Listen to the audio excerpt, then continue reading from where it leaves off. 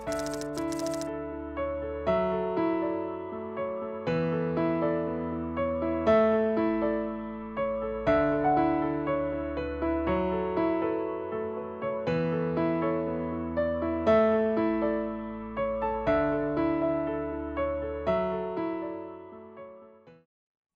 এখনকার আলোচনার বিষয় হচ্ছিল ভেন ডায়াগ্রাম বা ভেন চিত্র।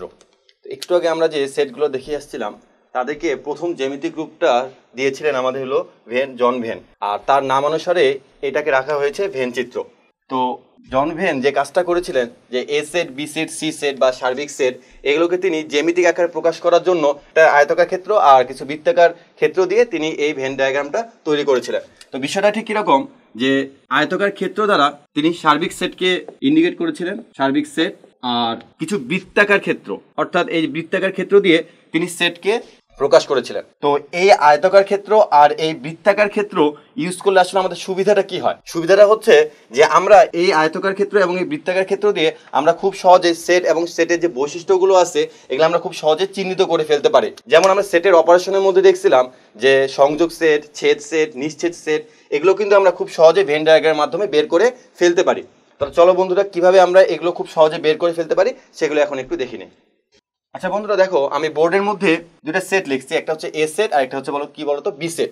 তো এই এ সেট আর বি সেটকে আমি ভেন ডায়াগ্রামের মাধ্যমে প্রকাশ করতে চাচ্ছি। তাহলে এই এ সেটটাকে আমি ভেন ডায়াগ্রামে কিভাবে প্রকাশ করব?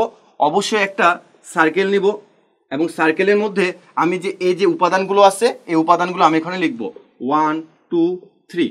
আচ্ছা, বি একটা সেট লিখছি, এই বি সেটের উপাদানগুলো আমি আরেকটা সার্কেলের মধ্যে লিখব, সেগুলো কে কে 3 4 5। আচ্ছা, তো আমি চাচ্ছি যে এই দুটা সেটের মধ্যে সংযোগ সেট বের করতে, অর্থাৎ এ ইউনিয়ন বি টা আমি বের করতে চাচ্ছি।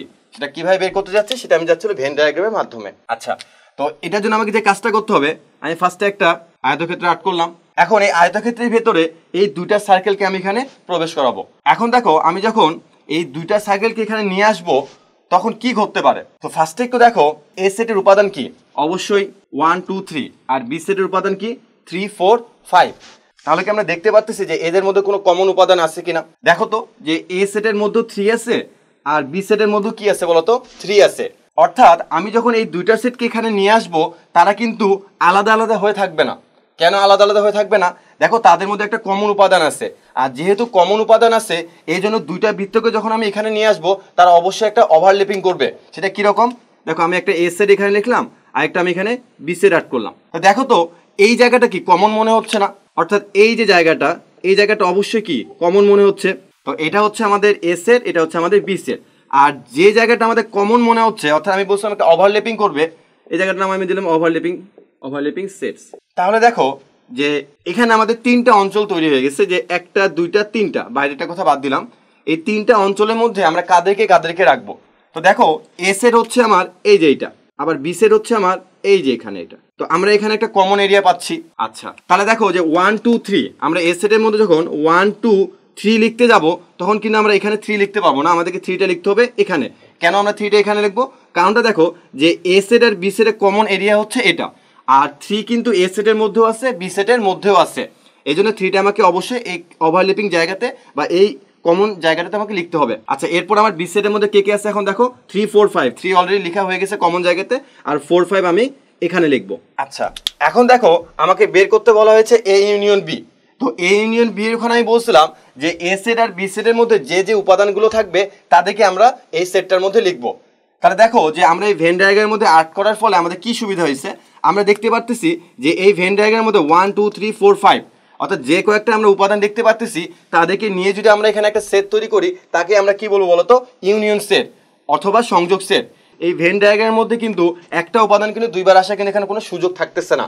দেখো, একটা উপাদান কিন্তু এখানে একবারই আছে। আচ্ছা, তাহলে আমাকে যখন এ ইউনিয়ন বি বের করতে বলা হয় তাহলে আমি লিখবো এ ইউনিয়ন বি, অর্থাৎ আমি এই ভেন ডায়াগ্রামের মধ্যে যা যা দেখতে পারতেছি আমি এখানে সুন্দর করে তাদেরকে নিয়ে একটা সেট তৈরি করে ফেলবো 1 2 3 4 5। তাহলে এটাই হচ্ছে আমার এ ইউনিয়ন বি।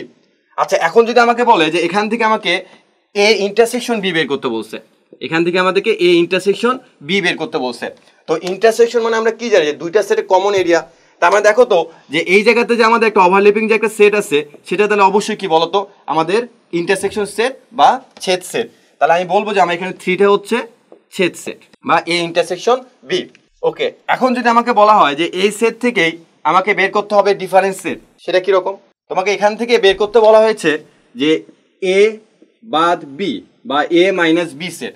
তো দেখো যে মাইনাস বি মানে কি, যে বি সেটের কোনো উপাদান এখানে থাকবে না, তার মানে এ বাদ বি মানে অবশ্যই কি এই এরিয়াটা পুরোটা বাদ হয়ে যাচ্ছে। তাহলে এ বাদ বি মানে বি যেহেতু পুরোটা বাদ, তাহলে পড়ে থাকতেছে কে, শুধুমাত্র 1 আর 2। তাহলে আমি কিন্তু এখান থেকে খুব সহজে বলতে পারি যে আমার এই ভেন ডায়াগ্রাম থেকে এ বাদ বি কি হবে, শুধুমাত্র 1 2, অর্থাৎ শুধু এর মধ্যে যারা যারা থাকবে সেটাই আমার অ্যান্সার। আবার যদি তোমাকে কখনো বের করতে বলা হয় যে বি বাদ এ, তো বি বাদ এ মানে কি, এ সেটটাকে তুমি এভাবে বাদ দিয়ে দাও, কারণ এ সেটের কোনো উপাদান আসবে না। তাহলে শুধু বি এর মধ্যে কে কে আছে, শুধু বি এর মধ্যে আসছিল 4 আর 5। তাহলে বি বাদ এ হচ্ছে আমার কি বলতো, 4 আর 5। আচ্ছা, এখানে প্রথমে একটা জিনিস দিইনি যে আমার এই আয়তকারটা হচ্ছে কি বলতো, সার্বিক সেট, তো তাকে আমরা ইউ দ্বারা প্রকাশ করতে পারি।